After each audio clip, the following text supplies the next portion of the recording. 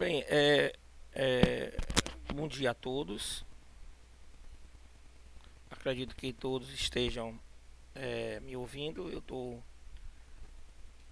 fazendo o vídeo aqui pelo computador porque o meu celular ele está é, quase que descarregado. Então, para evitar que eu perca o vídeo no meio da, da gravação, estou fazendo aqui pelo computador, tá bom?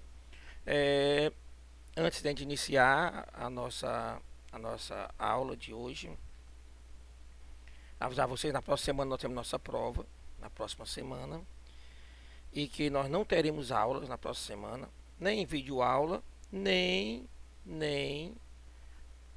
aula ao vivo à noite. Por quê? Porque aquele dia é destinado à avaliação de vocês. Se bem que a nossa avaliação ela vai ser feita a nossa avaliação por meio de questionários subjetivos. Teremos 6 questões. Dessas 6 questões, 4 vão estar dentre aquelas que eu envio para vocês. Tranquilo? Envio para vocês. O que mais nós podemos dizer? Sim, ela vai ser feita em grupo. Então vocês podem se formar em grupo até 4. Até 4. Quem quiser fazer sozinho, pode fazer sozinho. Quem quiser fazer em dupla, pode fazer em dupla. Enfim, eu não vou aceitar mais do que 4. 4 seria o máximo de alunos participantes de um grupo. E vocês terão 6 dias para entregar. Então, do dia, se eu não me engano, é dia 7 de outubro, iria até o dia 12 de outubro. Então, vocês teriam 6 dias. Por quê? Porque na quarta-feira, dia 13, eu já quero já estar com estas provas já corrigidas. Tranquilo? Mas preste atenção, isso aqui são preliminares. À noite a gente pode tocar mais no assunto, para tirar dúvida. À noite de hoje, nós podemos tratar mais sobre o assunto. E na próxima semana, dia 6 é que eu vou fazer um vídeo, não é uma videoaula, mas é um vídeo sobre a prova. Nesse vídeo eu vou explicar a vocês quais serão as regras da prova, o que é que eu desejo em cada uma das respostas. Eu vou ler a prova, enfim, vou explicar a prova bem direitinho. Tá certo? Tranquilo? E à noite de hoje, né, dia 30, a gente pode discutir mais sobre o assunto. Tranquilo até aí? Tá certo? Enfim, então vamos dar continuidade ao nosso conteúdo programático, direito como sistema. E a matéria vai até hoje. Irá até hoje. Tranquilo? A matéria. Então vamos lá. Eu acredito que nós temos visto na aula passada o que é um sistema, o que é que caracteriza um sistema. Vimos, detectamos, né, ou denotamos que o direito é um sistema. Então, diante disso, nós definimos o que é o direito, definimos qual é a finalidade do sistema jurídico, vimos do que ele é composto, tá bom? Enfim, então essa primeira parte foi observada na aula passada, foi discutida na noite de quarta-feira passada, e hoje nós vamos tratar dessas funções do sistema jurídico, porque a finalidade, o fim, nós sabemos. Nós vimos aqui que o fim, né, do sistema jurídico seria a pacificação social. Ele existe, o direito existe para pacificar, para trazer paz à sociedade. Tá bom? Mas para que ele chegue a esse fim, ele tem que cumprir algumas funções. Tá bom? E hoje nós vamos tratar dessas funções. Tá certo? Então, professor, quais seriam as funções do sistema jurídico? As funções. Aí tem duas funções, tá bom? Duas. Nenhuma é mais importante do que a outra. Elas se complementam, elas se suplementam. Tá bom? Então, o sistema jurídico tem duas funções. A primeira, obviamente, é a de regular comportamentos. Lembre-se que a função do direito, as funções do direito, elas devem ser cumpridas para se alcançar o seu fim maior, que seria a pacificação social. Para chegar à pacificação social, primeiro, ele tem que regular comportamentos. Então nós teremos ali normas de dever ser que vão representar padrões comportamentais, preceitos orientadores de comportamentos, para que nós possamos viver uma paz social. Então a primeira função é regular comportamentos. E como é que o direito faz isso? Ele faz isso através de uma construção, né? Através de uma criação de um ordenamento jurídico. Nesse ordenamento jurídico vão estar ali, como eu falei para vocês, os padrões comportamentais que deverão ser seguidos, orientados por preceitos abstratos, denominados de princípios, e que representariam, de certa forma, os valores morais, sociais, éticos e de ordem pública de um determinado território, de um determinado local, em uma determinada época. Tranquilo? Então, a primeira função é a função de regular comportamentos, nos termos que eu já falei para vocês. Obviamente que essas regras de condutas, esses padrões comportamentais, tá certo? Eles serão descumpridos. Você já imaginou uma sociedade onde todos os seus componentes, os seus milhões de componentes, todos eles viessem a se comportar rigorosamente dentro do que determina ou do que determinam as normas jurídicas? Não teríamos problemas, tá bom? Então, para que juiz? Então, para que promotor de justiça? Para que advogado? Se todos estavam cumprindo, não iria haver conflito algum. Só que é da própria natureza humana, tá certo? Essa racionalidade. E nessa racionalidade advém uma determinada discricionariedade, determinado poder de decisão e ajuizamento de valores. Às vezes acontece com determinado padrão comportamental, tá bom, que nos é exigido, tá bom? Pode ser que uma determinada pessoa, um determinado membro da sociedade venha ajuizar valores diversos, tá certo? Do tipo que, vou dar um exemplo aqui, quando nós, por exemplo, vendemos algo de forma parcelada para outrem, então vou dar um exemplo. Vasconcelos vendeu um carro para o Pedro em 12 vezes. O carro valia 24 mil e o Pedro vai pagar 12 de 2 mil. Tranquilo? Pronto, é um acordo. E nós cumprimos, digamos que, todas as regras que estão ali elencadas no Código Civil para a elaboração do contrato. Pois bem, aí eu sou o vendedor e o Pedro é o comprador. Aí o Pedro paga a primeira, paga a segunda, paga a terceira, na quarta ele não paga. Aí eu vou lá, e aí Pedro, o que está acontecendo e tal, você não pagou? Aí o Pedro, não, me deu uma dúvida, porque o negócio está difícil, a pandemia, porque a coisa, eu fico na minha. Aí ele não paga a quarta, aí depois não paga a quinta. A sexta, eu vou falar com ele, ele disse que não tem como pagar a sexta. E aí eu, digamos que eu fico chateado e vou lá, quando o Pedro deixou o carro na calçada, uso a chave reserva e tomo o carro de volta. Eu posso até achar que isso é justo, já que ele fez um acordo, ficou de pagar, mas e não pagou e eu tô com prejuízo, assim como ele está passando por necessidade, eu também estaria passando. Aquela discussão toda, ajuizamento de valores, eu vou lá e tomo o carro. Não pode. Eu tinha que acionar o poder jurisdicional do Estado.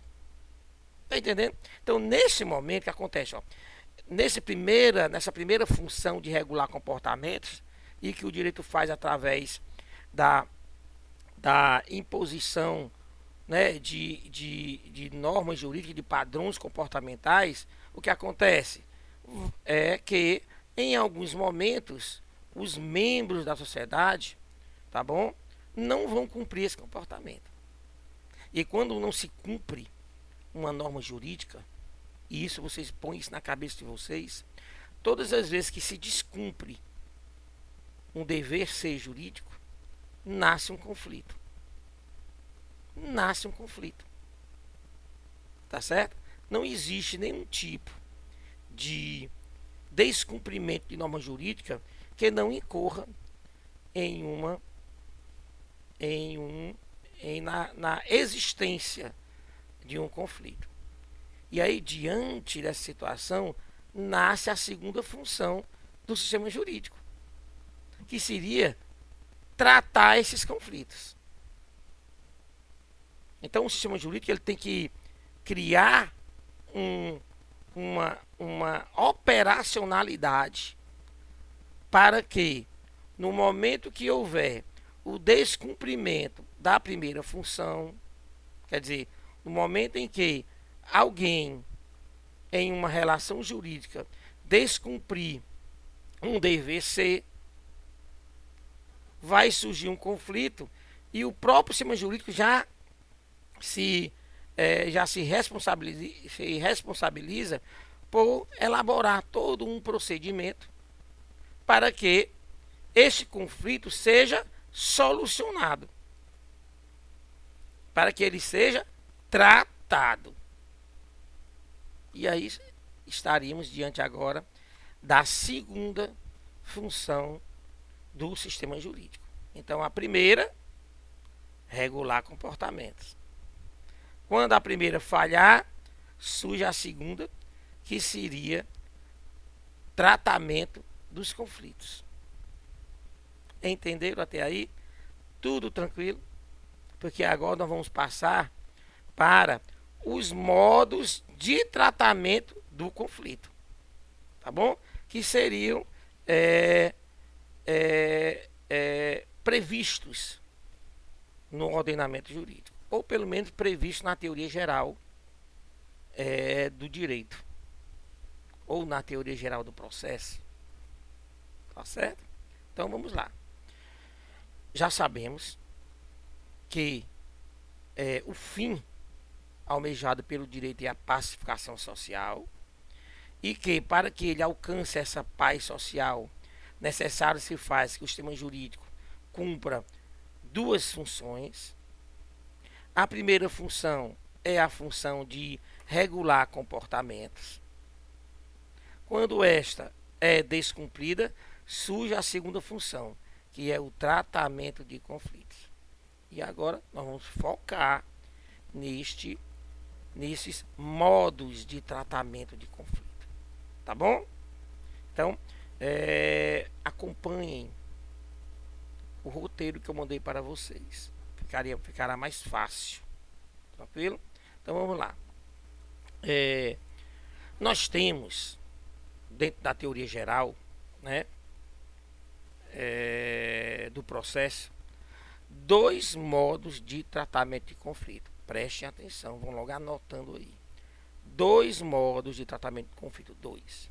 O primeiro modo de tratamento é o modo de tratamento autônomo. E o segundo modo é o modo de tratamento heterônomo. Tranquilo? Vamos focar agora no primeiro, modo de tratamento autônomo.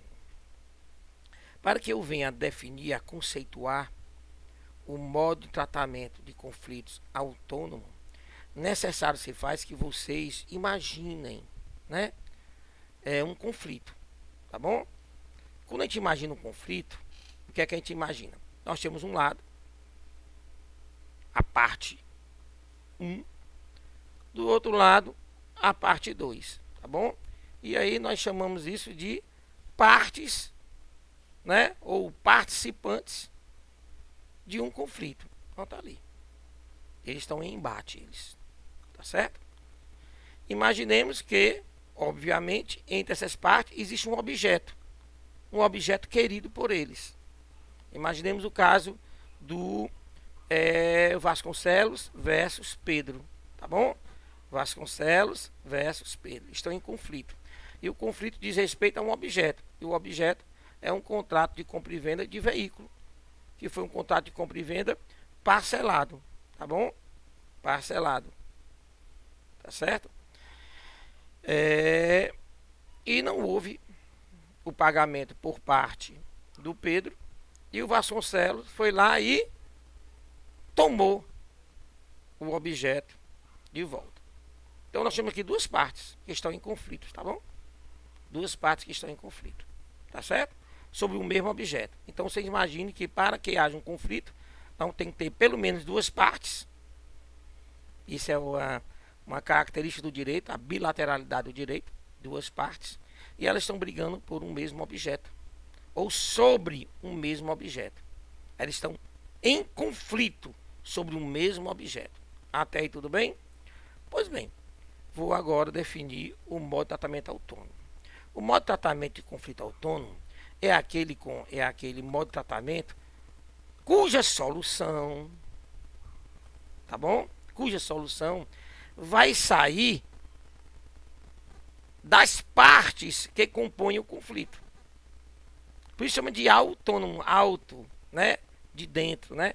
Interno. E nomo, norma. Tá bom? Então nesse caso aí, como se fosse um tratamento. Um tratamento o conflito vai ser solucionado entre as partes.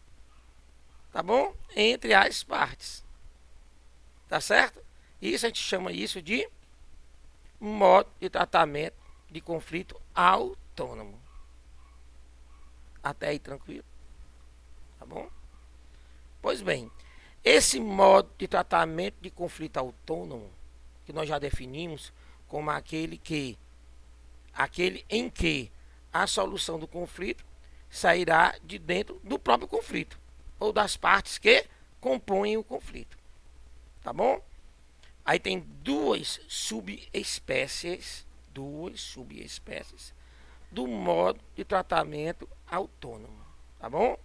Nós temos a chamada autotutela e temos a autocomposição.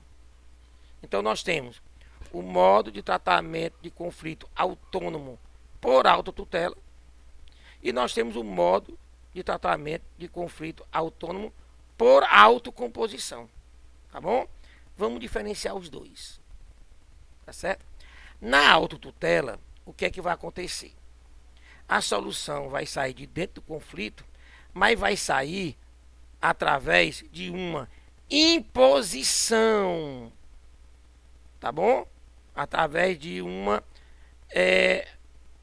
atitude forçada de uma parte sobre a outra. É o que o Vasconcelos fez com o Pedro. Tentando solucionar o problema do não pagamento do Pedro, o Vasconcelos foi lá e impôs uma solução. Eu quero o carro de volta e tomou o carro. Isso chama isso de autotutela. Tá bom? Pode até solucionar o problema. Porque o Pedro recua. Tá certo? E nada faz. Mas na legislação brasileira, a autotutela não é permitida.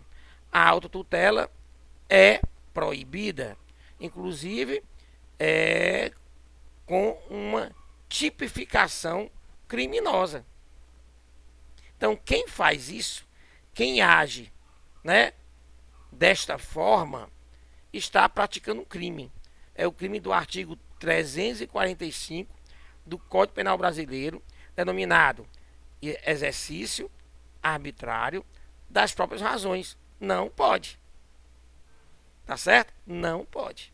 Então, esta solução, pelo menos aqui no Brasil, essa solução de, de, de conflito através do método autônomo por autotutela não é permitido. Quer dizer, uma parte, de alguma forma, através da ameaça ou violência, ou através do abuso do direito, ele vai lá e impõe uma solução à outra. Isso não pode acontecer, tá bom? O professor, tem exceção?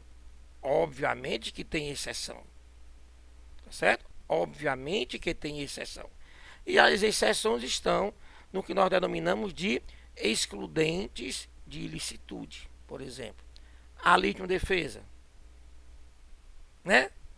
A legítima defesa, ela é sim uma autotutela. Tá um conflito, tá bom?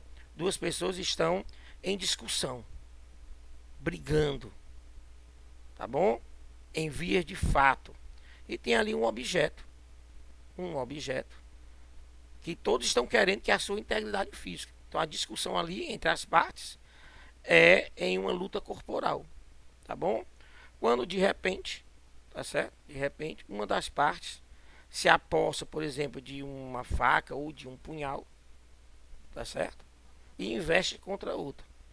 E essa outra agora, através de, sei lá, imaginemos aqui uma situação, né? Através de artes marciais, controla, domina a parte que está com a faca, tá certo? E, sei lá, aplica ali um estrangulamento, e nesse estrangulamento a pessoa, a agressora, morre. Tivemos ali um conflito, o mesmo objeto, integridade física e vida, e nessa discussão uma das partes usa da autotutela, tá bom? Legítima defesa, para resolver o problema. Então, a legítima defesa pode ser sim um excludente de ilicitude, tá certo? Que é outra, lesionar, lesão corporal, tá bom? A lesão corporal. A lesão corporal nada mais é do que você ofender, prejudicar a integridade física ou a saúde de outra pessoa, tá bom? E aí tem um conflito, imaginemos, né? Uma pessoa, ela quer fazer uma doação de um rim para o seu filho, por exemplo, tá bom? Para o seu filho. Mas que para isso aconteça, necessário se faz uma cirurgia. E uma cirurgia que de alguma forma vai retirar o rim, causando àquela pessoa doadora, tá bom? Uma lesão corporal de natureza permanente. Ela nunca mais terá um outro rim, tá bom? Mas ele vai passar para uma outra pessoa que está precisando de um rim. E neste caso aí nós estamos num conflito. Qual é o conflito? A lesão corporal é crime. Nós não podemos, tá certo? Lesionar pessoas porque é crime. Mas aí nesse momento, se cumprido todas as regras previstas na lei de doação de órgãos, tá bom? Gratuidade da ação, capacidade da parte, o órgão, a retirada do órgão não pode causar danos gravíssimos, enfim, o médico que fizer, quer dizer, o médico que causar a lesão corporal no doador, tá bom? Retirando-lhe o rim, ele não vai ser punido. Por quê? Porque ele está protegido por uma excludente de licitude denominada de exercício regular do direito. Tá vendo aí? Então, às vezes, em caso de autotutela, a regra é que a autotutela ela não é permitida. Quer dizer, o modo de tratamento autônomo por autotutela aqui no Brasil não é permitido. Tá bom? Mas é regra. E sendo regra, tem exceções. Tranquilo? Vamos para a próxima subespécie, que seria o modo de tratamento autônomo por autocomposição. E aí, ela vai ser diferente. obviamente, da primeira, tendo em vista que, como é autônomo, então a solução do conflito vai sair de dentro das partes, tá bom? Mas só que vai sair de forma lícita, de forma permitida. Não vai ser através da ameaça, ou da grave ameaça, ou da violência. Não vai ser através disso. Vai ser através de modos permitidos. Através de um acordo, através de uma sugestão que foi aceita, através de uma mediação, através de uma conciliação. Tranquilo? Tá bom? Então, o modo de tratamento autônomo por autocomposição é aquele em que a solução do conflito vai sair vai sair de dentro do conflito, mas de uma forma legítima, lícita, permitida pela lei. Agora preste atenção. A autocomposição, ela se subclassifica em duas. Tá bom? Em duas. A autocomposição unilateral e a autocomposição bilateral. E a diferença entre elas é bem tranquila, tá bom? É bem tranquila. A diferença entre ambas é que na unilateral, a solução, que é as duas partes, ó, a solução vai sair de uma delas e a outra vai só aceitar. Então, a sugestão de solução vai sair dessa daqui, ó, dessa daqui. E essa daqui vai só aceitar. A gente chama isso de adesão.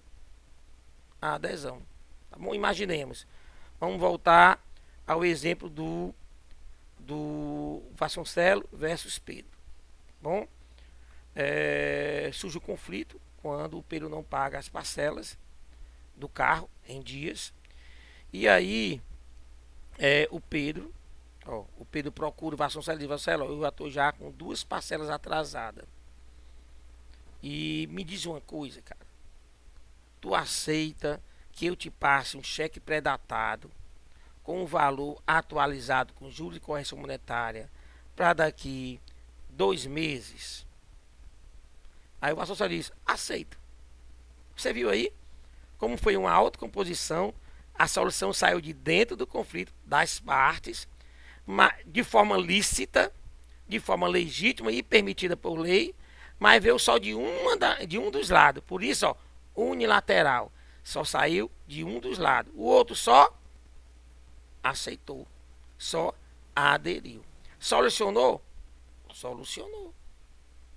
Está solucionado o conflito. Não há mais conflito. Tá bom? Tranquilo? Já a autocomposição bilateral, tá certo? A solução vai sair de dentro do conflito.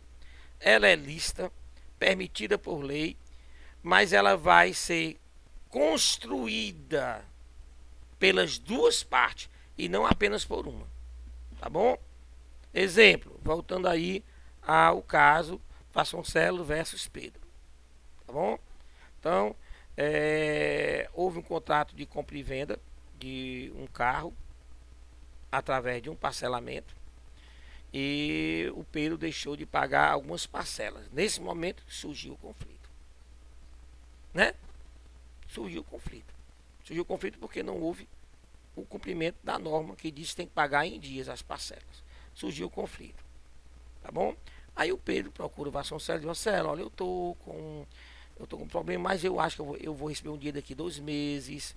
Tu acha que tu aceita se eu te passar um cheque pré-datado no valor dos 2 meses, atualizado para 60 dias? Aí o Vasconcelos diz: façamos o seguinte, Pedro, 60 dias é muito longo para mim. Vamos passar para 40 dias. Aí o Pedro aceita, quer dizer, o Pedro lançou uma proposta, o Vasconcelos lançou uma outra proposta, eles negociaram e saiu a solução do conflito. Por isso que chama de bilateral. Por quê? Porque a solução saiu da construção dos dois lados, ó, bilateral, dos dois lados. Quando a solução sai só de um lado e o outro apenas aceita de forma lícita e permitida por lei, estamos na unilateral. Não confundam autotutela, né, o modo de conflito autônomo por autotutela com o modo de tratamento autônomo por autocomposição unilateral. Não confundam. A diferença é que na autotutela a imposição parte de uma das partes. É uma imposição. A solução sai por uma das partes, mas através da imposição injusta, uma imposição ilícita. Enquanto que na autocomposição unilateral, a solução vai sair também de um dos lados, uma das partes, mas só que vai sair através de uma proposta lícita. Uma proposta lícita. Na primeira, na autotutela, o outro aceita, talvez, porque está em coação, está sendo coagido. Na segunda, não. Ele aceita por livre e espontânea vontade, porque ele acha que é justo. Tranquilo? Pronto. Encerramos aqui o modo de tratamento autônomo, que subdivide-se em autotutela e autocomposição. E a autocomposição se subdivide em unilateral e bilateral. Acompanhando aí o roteiro que eu mandei para vocês no nosso sistema AVA, não vai ter problema, tá bom? É só fazer as anotações. E à noite a gente pode tirar dúvidas sem problema, tá bom? E para encerrar a aula de hoje, nós vamos parar agora falar sobre o modo de tratamento heterônomo. Hétero, fora, diferente. Então, nós vamos estar diante do conflito, aqui as duas partes, ó, tá bom?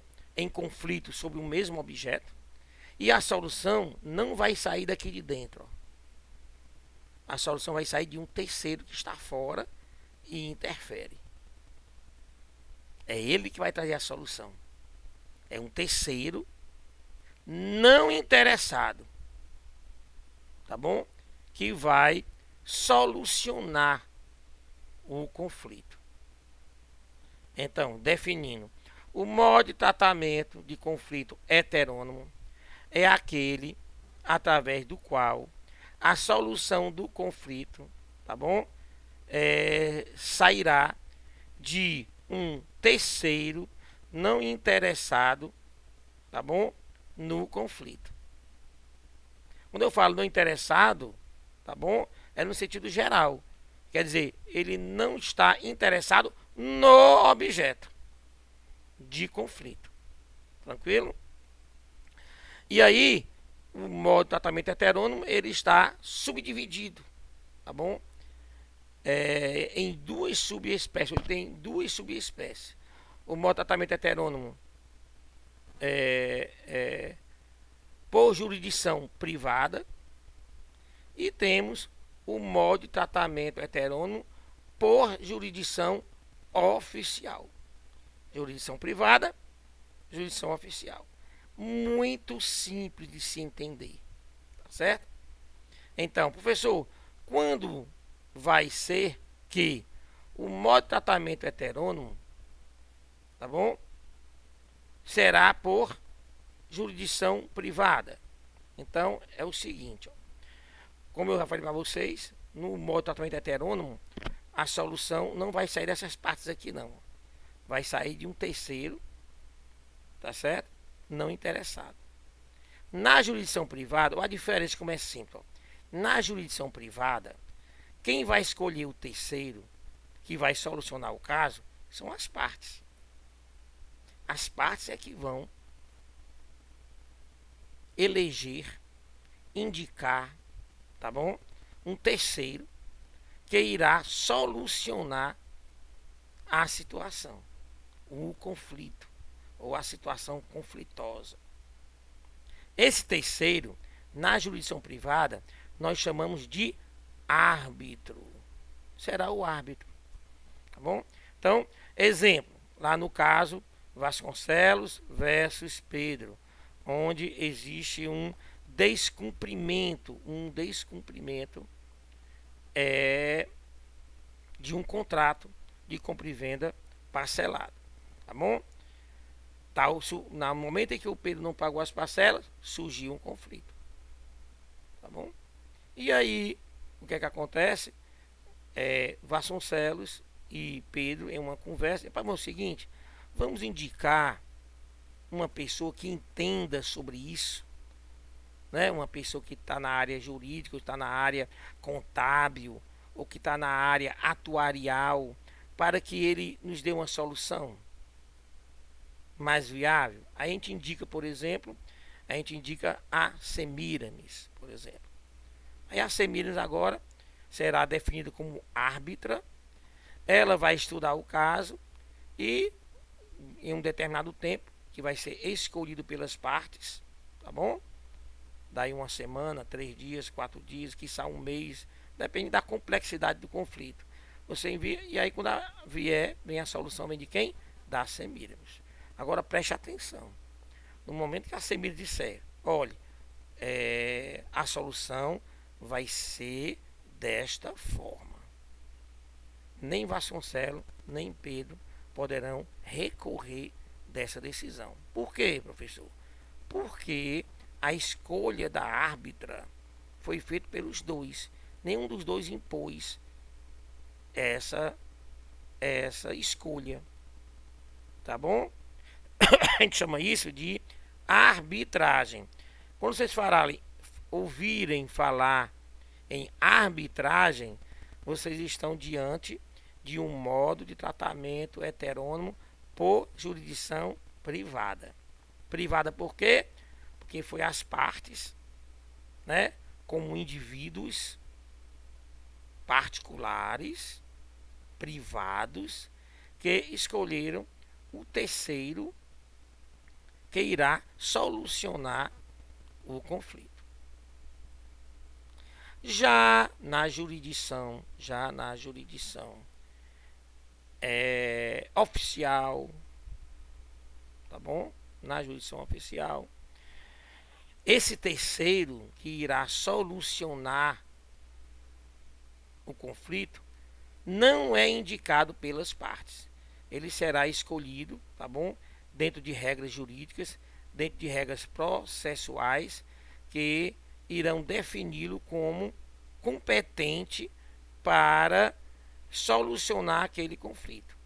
Aí nós estamos diante do poder jurisdicional do Estado. Já não é mais árbitro, agora estamos diante de um juiz, tá bom? Diante de um juiz. É tanto que, voltando, como exemplo, é o caso Vasconcelos versus Pedro, tá bom? Repetindo, estamos diante de um conflito, tá bom? Que surgiu pelo não pagamento de parcelas em um contrato de compra e venda de veículo de forma parcelada. Pronto, esse é o conflito. E aí o que acontece? O Vasconcelos, por exemplo, né, resolve por provocar o poder jurisdicional do Estado. Ele entra com uma ação de cobrança. Tá bom? Entro lá. Aí eu entro numa ação de cobrança, não, através de uma petição inicial, vai para o fórum local, para a comarca local. Eu vou escolher juiz? O Pedro vai escolher juiz? Não. O juiz já está definido através de regras de competência. Seja por conexão, seja por continência, não importa. Vai estar definido já. Viu como nós não escolhemos?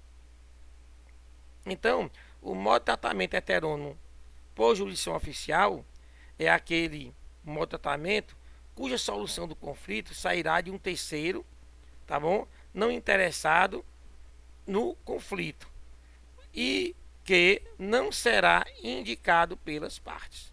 É o que vai diferenciar da jurisdição privada. Outra diferença é que, como nós, nem eu, nem o Pedro, escolhemos quem era o solucionador do conflito, quando ele decidir, tá bom? Seja favorável a um ou ao outro, o que está inconformado pode entrar com recurso, diferente da jurisdição privada.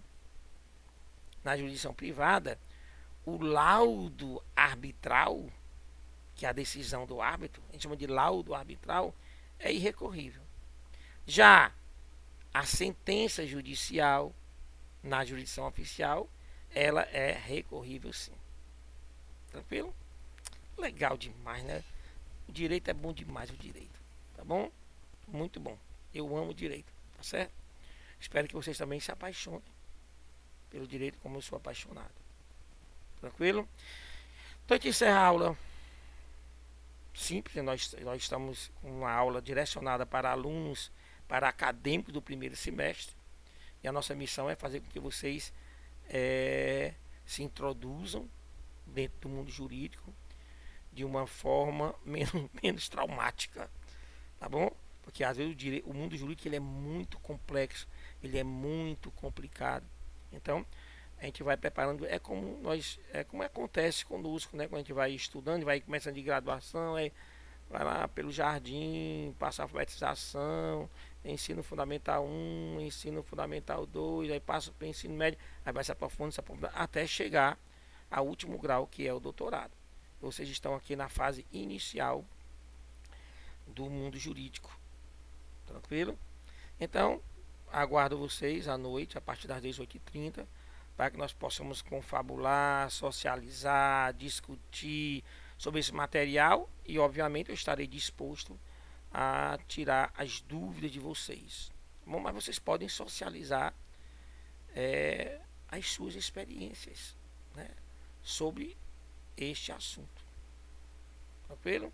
Então, até a noite. Vou encerrar aqui e vou agora mandar para vocês. Tranquilo? Tchau, tchau e se cuidem. Saudades.